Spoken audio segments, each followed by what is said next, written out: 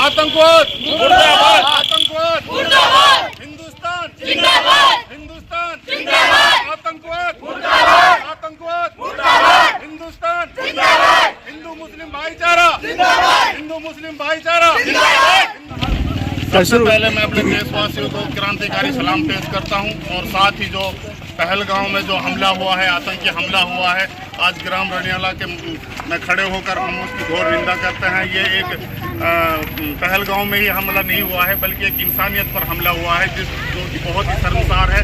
जहां पर्यटक वहां घूमने गए थे और तिरंगे में लिपट कर आए थे, उसका हमें बहुत दुख है और उस दुख को जाहिर करने के लिए आज हम यहाँ अपने गांव के साथ कुछ जिम्मेदार साथियों के साथ इकट्ठा हुए हैं और इस चीज़ का हमें बहुत दुख है और हम अपनी भारत सरकार से गुजारिश करते हैं और उनको ये संदेश देना चाहते हैं कि अगर मेवात वासियों को इस लड़ाई में लड़ने की कहीं भी आपको ज़रूरत पड़े तो वो कंधे से कंधे मिलाकर देश का साथ देने के लिए तैयार हैं और हम अपनी हर संभव और हर मदद देने के लिए तैयार हैं।